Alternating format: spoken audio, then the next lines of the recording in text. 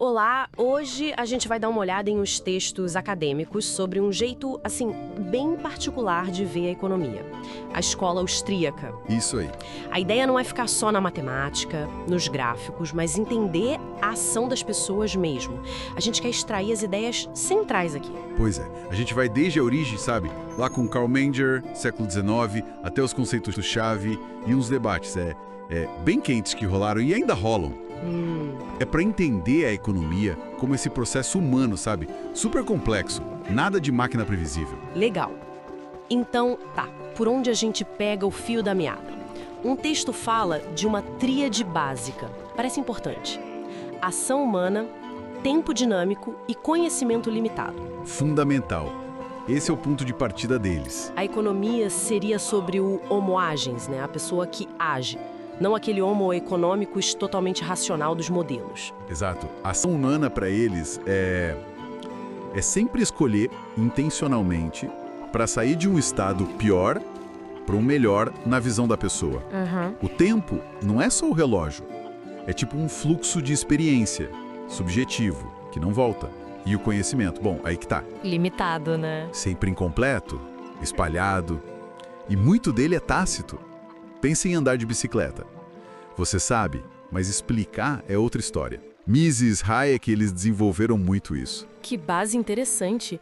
Mas se a ação é subjetiva, o conhecimento é limitado, como ficam os mercados? Aquela ideia de equilíbrio que a gente vê tanto? Ah, isso muda tudo. Os textos criticam bastante, né? Sim.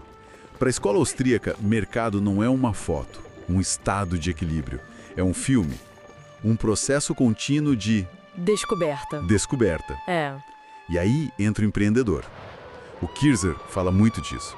Ele está sempre em estado de alerta. Alerta pra quê? Pra prever o futuro? Não exatamente prever, mas para sacar oportunidades de lucro agora que ninguém viu.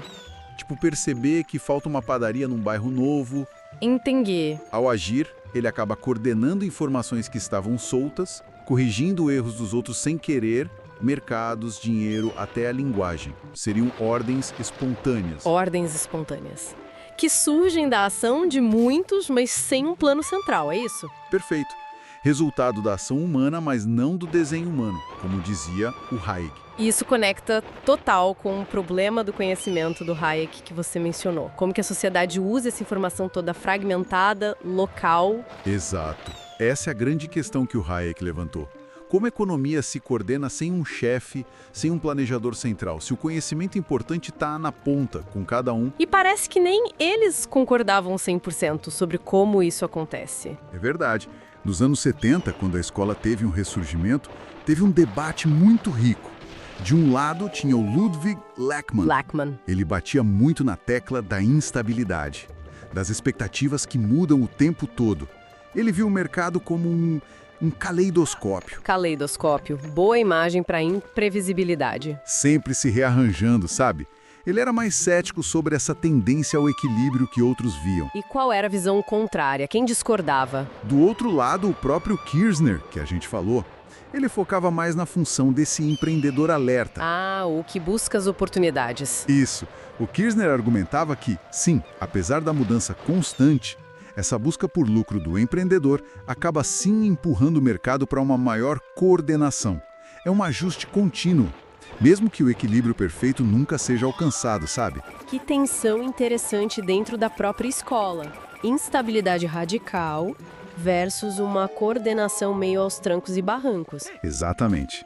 É um debate que mostra a riqueza da abordagem.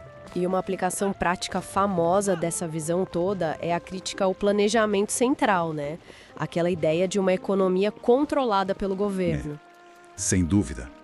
O argumento do Mises sobre o cálculo econômico no socialismo é um clássico absoluto disso aí. Como era mesmo? Me refresca a memória.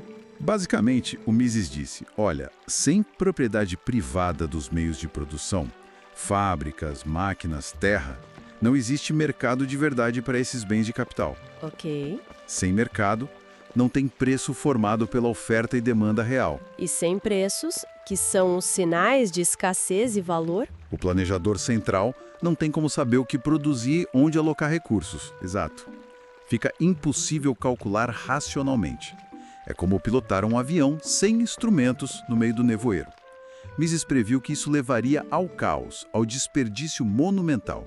Faz muito sentido a lógica. E tem outra aplicação que os textos trazem. A teoria dos ciclos econômicos, a TACE. Isso, a teoria austríaca dos ciclos econômicos. A ideia central ali é que os booms e as crises não são inerentes ao mercado, mas sim resultado de manipulação do dinheiro e do crédito, geralmente pelo governo ou Banco Central. Manipulação como? Ao forçar os juros para baixo artificialmente, sabe? Abaixo do que a poupança das pessoas realmente permitiria. Isso meio que engana os empresários. Engana? Eles passam a achar que tem mais recurso disponível do que realmente existe e começam a investir em projetos muito longos, muito ambiciosos, que não se sustentariam com juros reais.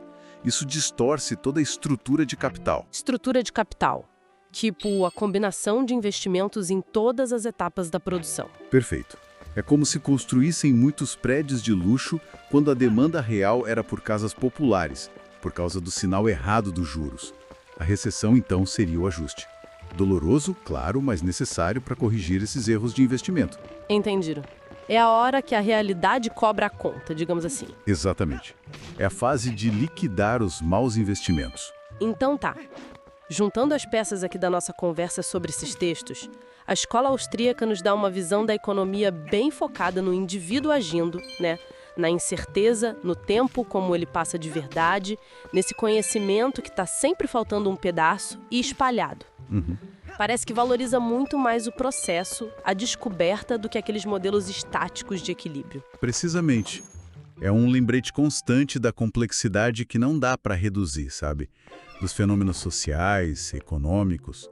Tudo emerge de milhões de interações, de planos que se cruzam, que dão certo, que dão errado.